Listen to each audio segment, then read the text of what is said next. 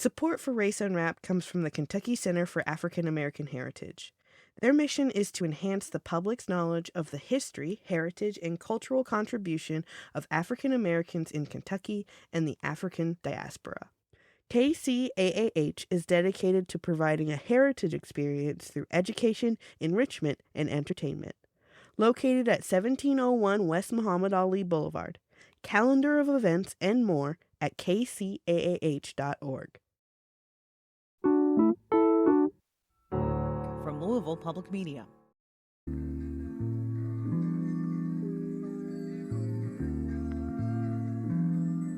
Welcome to Race Unwrapped.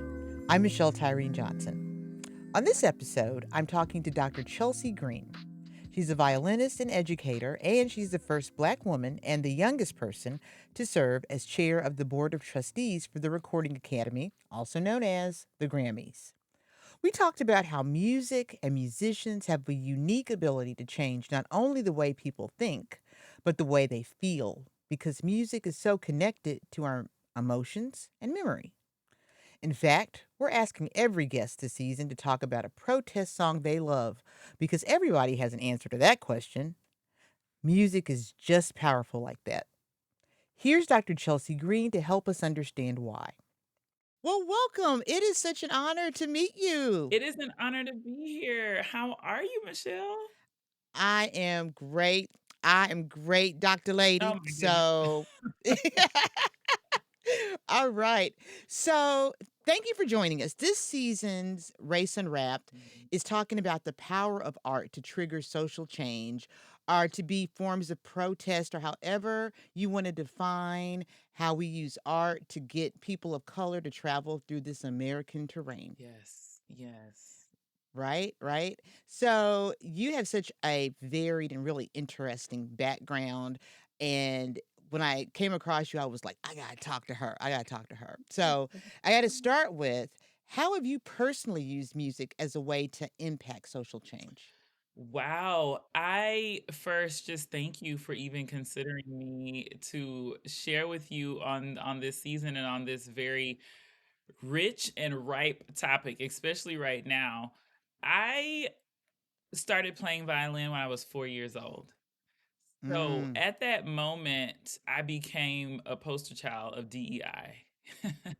You don't have to do much when you're a violinist going into spaces that mostly don't look like you, right? Mhm, Especially at mhm. that time, I was born and raised in Houston, Texas, Okay. and I was always one of 2 or 3 in the school orchestra, or one of 1 in my youth orchestra rehearsals outside of school. And at that age, I wasn't aware there was social justice issues, or there was other things that people saw through my mere existence in that space. It became much more powerful when I moved away from Texas. And well, actually, not even when I moved away from Texas, when I went to college. And I went to Mm, college in Austin, and I started feeling the tensions from me being really the only string, like the only black string major undergrad in my program. And I was like, "Oh, this is different. This feels different. This feels uncomfortable. It feels unfamiliar." And I don't have my parents covering up the sides of, yep. we're protecting you from experiencing discrimination and experiencing the things that we've kept you from. So music has always been something that was part of our family. I feel like music is part of my cultural identity. And I was a very young adult when I started to realize, even just existing in the string world, in the body I am, in the woman that I am, was an act of social justice. I lived in Austin, Texas for a few years when I was a baby newspaper reporter. And I know that Austin don't quite know what to do with black people who are like educated black people. It's a weird, it was a weird kind of discrimination there, because it was weird to live someplace where you weren't the most discriminated against ethnic group, but yet you also weren't white. So Exactly. I can only imagine what that was like Mhm. as a college student, which relates to something else I was going to ask you because you walk in a lot of power situations. I mean, you're Mhm. the chair of the Recording Academy, Board of Trustees. Mhm. I mean, is that a fancy way of saying the It Grammys? is. It is the Grammys. That is who we are. Right. Yes. Right, and you're the first Black woman to be Mhm. the chair of that, you're the youngest person to be the Mhm. chair of that, Mhm. and I feel like just showing up as a Black woman who plays the violin Yes. in that setting is its own form of resistance. What do you say to that? I would agree. I mean, it's what conditioned me for the roles I have now. Mm, Sometimes, you have to be outspoken. You have to ask difficult questions because when I walk into spaces, I am representing so many people, right? It is a voice of many that is often not considered or overlooked for one reason or another. So to be in this position is a huge honor. And to be able to serve at this time in our institution's history is even that much greater of an honor because I get to do it with a very diverse board of trustees.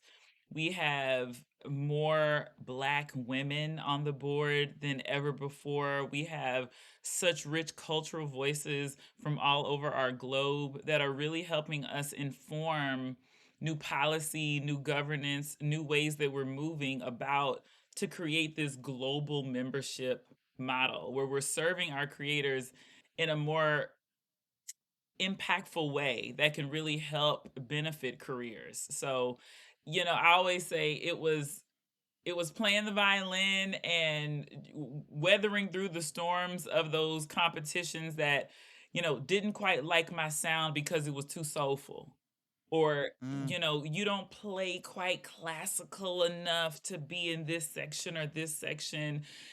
Or Chelsea, you really need to think about viola because viola is darker and it's richer and violin needs to be brilliant and bright and light and very classical, and you have a richer, darker sound, kind of like your voice. So think deeper and go more soulful with the viola. And it's interesting though, because I ended up playing viola.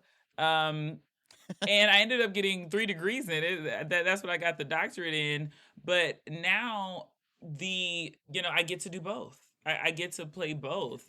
So to me, it's always been about authenticity, cultural identity, and understanding that you're the best you can be, and that is how we lift each other up by showing that Black people are not a monolith. Black music is not a monolith, right? We all Yeah. exist in different spaces. And it's really funny how when Black folks put their imprint on something, it changes the game, right? And so even though I am a neo soul classic R&B kind of chick, one of my favorite playlists on, I won't mention the name Okay. of the streaming service for fear that I am accidentally endorsing them, is My Violin Love. I've had that for years. Oh, I've wow. had it for years, and when I started listening to you, I was like, I added some of your Oh, stuff to my thank playlist, you. because there's nothing like hearing somebody, not that you've done this Okay. that I know of, there's nothing like hearing the song "It's Getting Hot in Here" Yes. played just by a violin. See, you're right. I have not touched that one. Now you're gonna make me Right. experiment. I mean, I'll be more than happy to send you my playlist because it has all kinds of stuff that I'm like, okay, they turned that into a violin. I'm here for I it. love I it. am absolutely here for I it. love it. So, one of the things in your job as a chair Mm, is that you have the bird's eye view that a lot of people don't get to have mm. about how music themes meet Yeah. society, right? And have you noticed either as a musician or as a chair Mhm. with the Grammys, how music is meeting the moment, so to speak. Now, I mean, we've had a lot of moments, but Sure. but how it's meeting the moment in terms of protest, social, Mhm. resistance, social change. Absolutely. I think I part of my or one of the honors I get to have as chair of the board of the Recording Academy is I also sit on the Latin the Mm. Latin Academies board. And when you talk about songs about social justice and change and resistance, these creators are out here telling the truth. And they're out here Mm. telling their truth. And it's uplifting communities in a way that are connecting dots for so many. And I think about, even you mentioned neo soul and the soul music genre. I think about Jill Scott's most recent release. Oh, Jill Scott's most recent. Yes. Exactly, to whom it may concern. Yes. I mean, Mm. it is a love letter to the community. And it Yes, it is is. every artistic expression of connection. It's spoken word, it's vocals, it's rap, it's poetry, it's all the things. It's beautiful vocals, but it's so richly instrumental, and it's so nuanced in storytelling, and it's about speaking life into people. And so I think that's where we are. We see creators coming to the table, trying to encourage people, trying to keep people inspired to keep going. It's a lot going on right now. I mean, Jilly from Philly has always had a way Mhm. of figuring out the timing. Like she sings about things in a way that are all her, Yeah. all uniquely, authentically her. But like there's one of her songs from that album that I'm like that needs to be my hype song when I enter a room, right? You know what I mean? Like basically, I can't help it if I'm great. Listen, you are You who you know, are. Exactly. you are who you are, you know. Exactly. It's and so it's funny because I think that when people think of protest songs, Mhm. they think of like Bob Dylan, Nina Simone, Public Enemy. Right. What are some of the modern day protest music or both musicians that you think are existing? My goodness. The first one that came to my mind was Lettucey's Black Woman. Yeah. That to me is just like, instead of me giving you like a blatant message of, resist, resist, let me speak to who you are. Let me speak to Mm, all the different versions of who you are. You mentioned Nina Simone, For Women. mm, That is a rich song on to and because to me protest is showing up, right? mm. It's just being there, it's being in the space, taking up the space that you deserve to take up, and being so authentically unapologetic of who you are, where you've come from. That is what I feel protest song is to me. So I appreciate those anthems of, this is just who we are as people, as women, as cultural change agents, you know? So Yeah. those are kind of my ideas. Like Marvin Gaye's What's Going On, Mm, yeah. that's in my set. People Make the World Go Round, the Stylistics classic. So Mm. just songs that pour into the soul of what keeps the community cooking. See, I don't know why you mentioned the stylistics. Now I'm gonna have to go back and rewatch Jackie Brown movie this Oh, weekend. Okay, okay. Now, see, you just put it in my head. okay, All right, I'm gonna put that to the side right now. okay. So, okay. So, opinions in our society have become so heightened and polarized politically right now. Mhm. Do you think art in general and music in particular is a safe space to express protest, or is it drawing the fire of people trying to control the cultural conversation? Whew. I think it is a safe space. Um, and that is only contingent upon you trusting your safety as an artist, right? Trust right Mm, now and human creation is under attack. And we're we actually just did some we just worked with some Congress people to discuss legislation around making sure lyrics were protected and could not be used in mm, federal cases for like indictment with any sort of case. So keeping the voice of the artist pure, like making sure that whatever we say, whatever we put on tape is not going to be criminalized in any way. Um, And so Man, that's so important. it's That's amazing. yes, so because it was happening, several cases were indicting young rappers because of things that they said in song, and it's a way to mute you, like it's a way to mute your message. And so I'm grateful that we're working through that advocacy. But if we can trust that space, if we can work out on pen and paper, that is what saves so many hearts and souls. Yeah. I, Yeah. I, Yeah. I truly believe any artist, whatever we do, is ministry. You're going to be talking to Mm. somebody, no matter what genre you're singing. And so, what are you saying? What are you trying to convey? I mean, I totally agree with that. It's funny because I cannot sing. I cannot play an instrument. I mean, Laura can tell you I can't sing.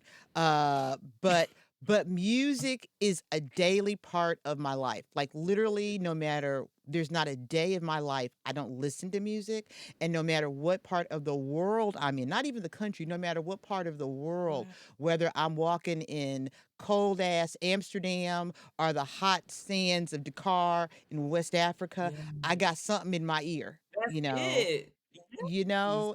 And it's like guiding me through the experience and making me feel grounded no matter where I am, which is why I just thought I'm glad I'm having music as an early part of the season in terms of conversations Okay. because I just think that's the thing that so many people can relate to. Yes.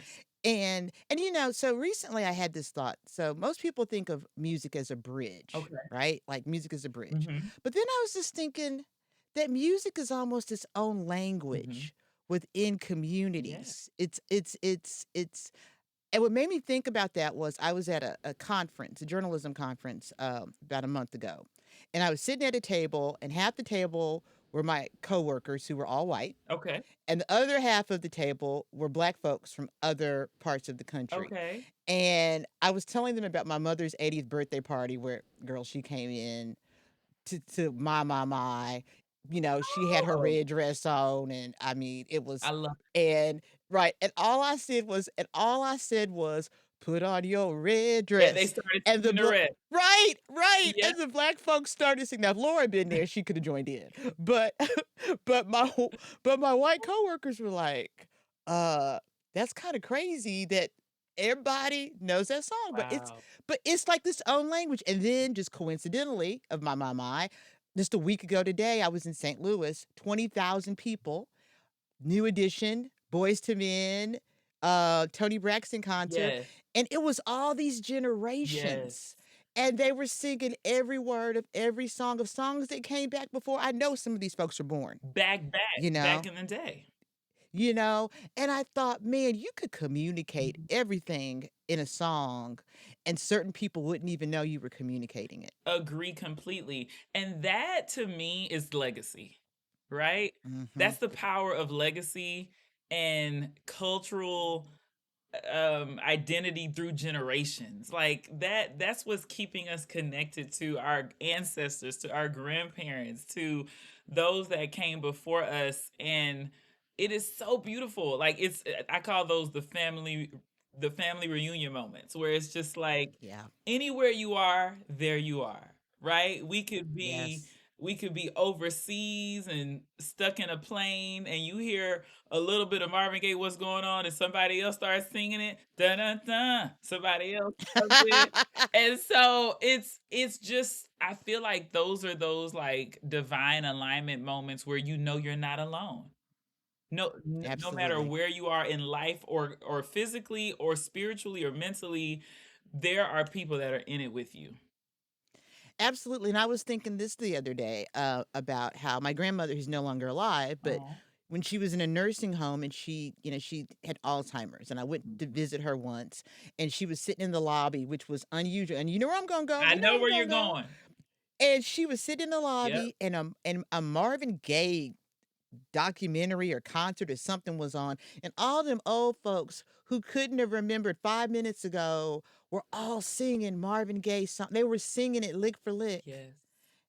And I just thought, how is it that music can connect not just heart and soul, but memory. You know, that is so powerful. My great grandmother suffered through dementia and Alzheimer's, and my dad is a musician also, and he started bringing his little Bluetooth speaker Hmm. to the, to the hospice care, and we would put those songs on, and we would see her face light up, just the biggest Yeah, smile, yeah. and she would know the words like you said your grandmother was doing, and to me that is scientific evidence, right? Mhm. That music is a soul shaper. Like our Yeah. body is rhythmic. We know that we're alive from a heartbeat.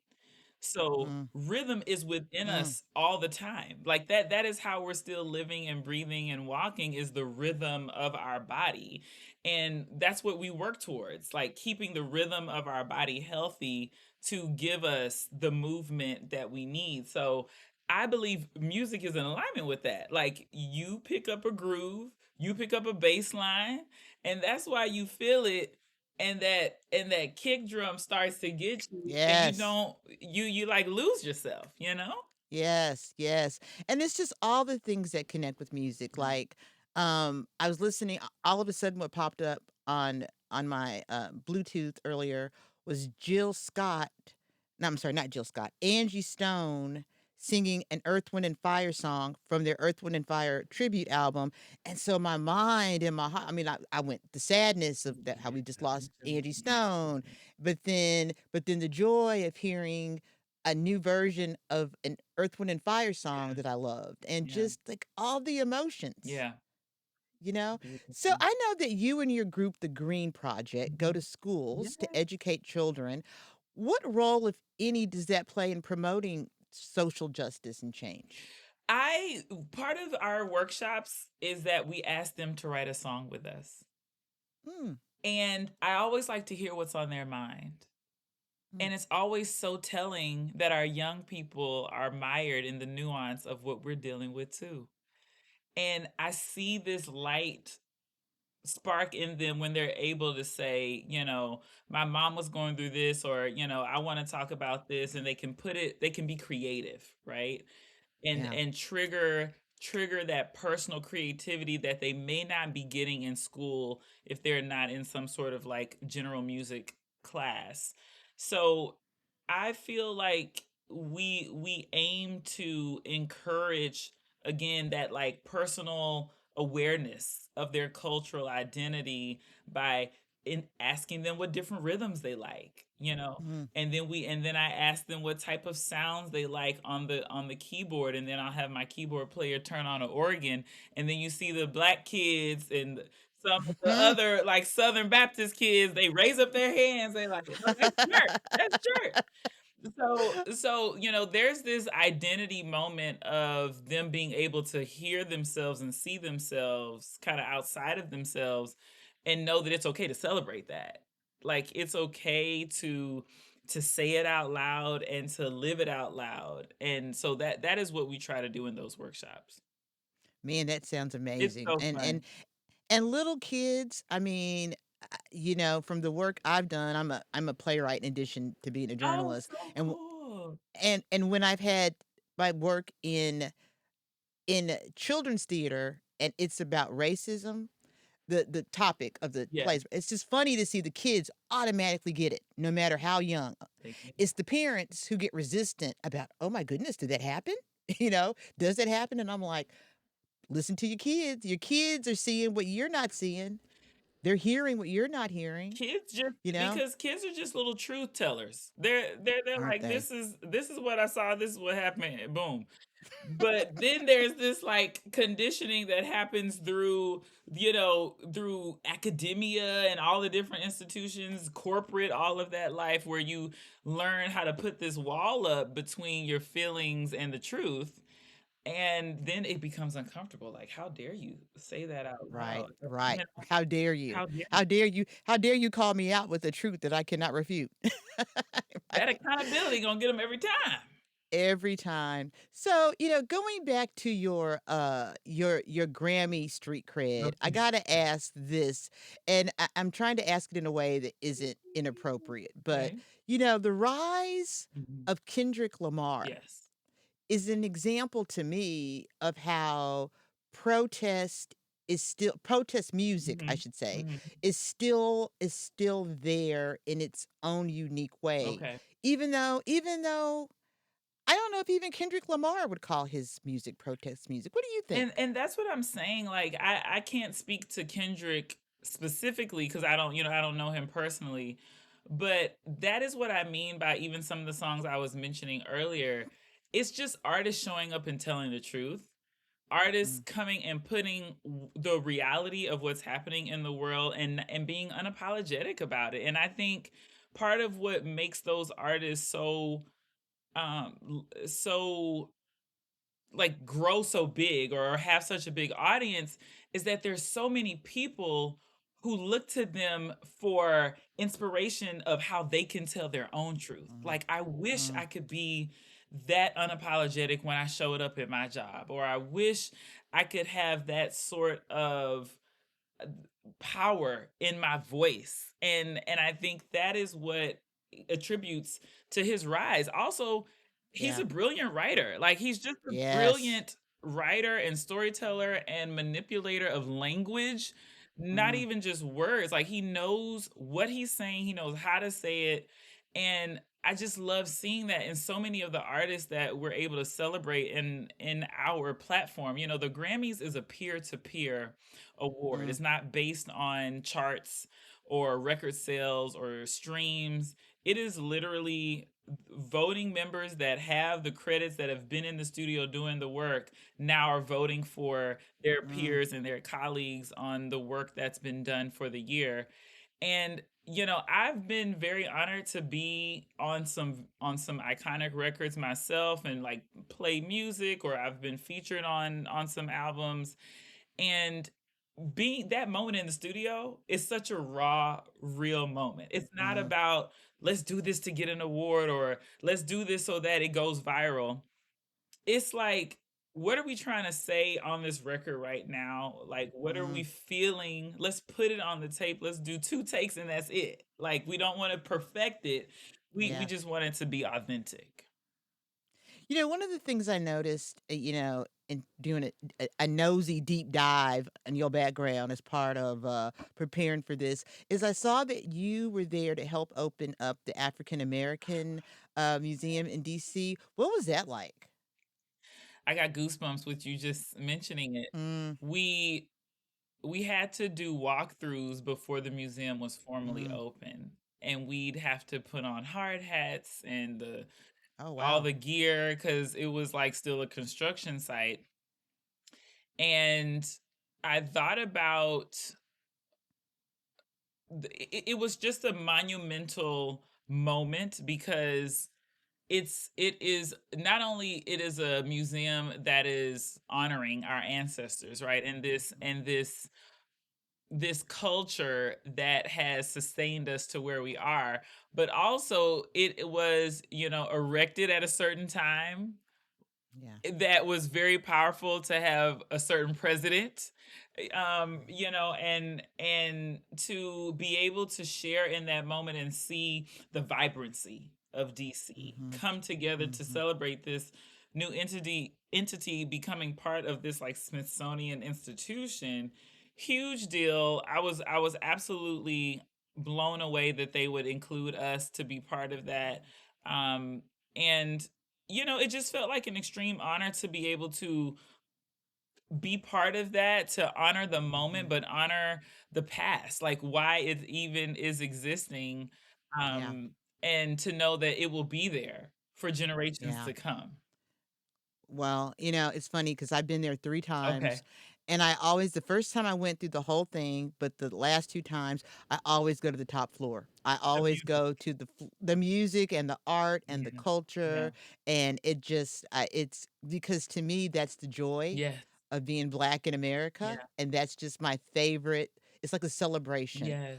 Um, So, what are ways music can be more a part Mhm. of the fight for equity and justice in America right now? I think that music and the creators behind it are change makers because you're putting a message on tape. And as we see with social media, music can move quickly, videos can move quickly, sound bites, sound clips can move quickly, and it's that's so powerful, right? So I know that sometimes I can get overwhelmed with, I don't know what to post because like I want it to be meaningful, but I also just want to be funny, and I also just want people to be happy and have some joy in their day. But I think it's a responsibility for the artist to go in knowing that your voice is going to touch the world. Yeah, So it yeah. shouldn't be an overwhelming thing. It should be an opportunity. Like, this is your moment to speak to hearts and change minds and encourage young people to get off their phone and maybe play an instrument. Go learn the saxophone, go learn how to play the flute so that you can go look at Alice Coltrane and John Coltrane, Mm, and you can look at Florence Price, and you can look at Duke Ellington and Count Basie and see what type of generational legacy they've left for the musicians you love today to be operating the way that they are. So none of this is by accident, right? It's all yeah. by design. We've had Miles Davis and Herbie Hancock pave the, Roy Hargrove paving the path of like how to change jazz into all these different black music styles and new genres. So it's exciting. It's a heavy responsibility. And Yeah. it makes me want to be prepared when I go to the stage, cuz every time an artist takes the stage, it's an educational concert. You know, I can only imagine. And I also noticed that you toured with Stevie Wonder. Did I read that Just I did correctly? two tour dates with him. Yep. Ah, 2 tour dates. Are you kidding me? Stevie Wonder. Uh, the other day I was like, maybe I should learn how to do learn how to play the harmonica. And then I immediately went, no, Michelle, that boat has sailed. That has sailed in your life, next lifetime. You do it. Look, You you know. do it if you want. It is still yours for the keeping. You can do it. Uh, well, that's another conversation. But that is a great point to I asked this of all the guests as our Okay. popcorn question. What is your all-time favorite protest song? You can give a couple if you can't narrow it down to one. Oh my goodness. All time. Oh my goodness. I know it's a tough question, isn't it? It is a tough question. Um And you'll think of 5 of them after this interview's over. exactly. See, you didn't give me a heads up. Let me see. I mean, I would just say, what is it good for? Absolutely nothing. I mean, Say it again. that's that's the number one song to me because it's still so accurate, even now. Well, yeah, even now. Even Right? Yeah, we'll just leave it at that. Well, doctor, this has been such a joy. I have so enjoyed this conversation. Thank you so much for making time to join us on Race Unwrapped. Thank you for having me. I so appreciate it. This was beautiful, and you are beautiful. Thank you so much for inviting me to be your guest, Michelle. Big thanks to Dr. Chelsey Green. She's a violinist and board chair of the Recording Academy. We'll put a link to her work in our show notes. Next time, we'll talk to playwright Gabrielle Diego Hernandez. And as a playwright myself, you know we have a lot to cover about how theater can change the world. I'm Michelle Tyreen Johnson. Thank you for listening to Race Unwrapped. Race Unwrapped is produced by Michelle Tyreen Johnson for Louisville Public Media. Music by Allison Cross. Our executive producer is Laura Ellis. For more information, to contact us, or to support Race Unwrapped, visit raceunwrapped.org.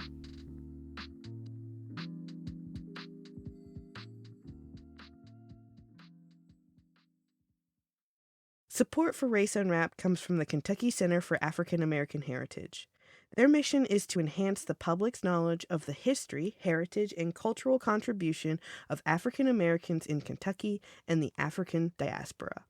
KCAAH is dedicated to providing a heritage experience through education, enrichment, and entertainment. Located at 1701 West Muhammad Ali Boulevard. Calendar of events and more at kcaah.org.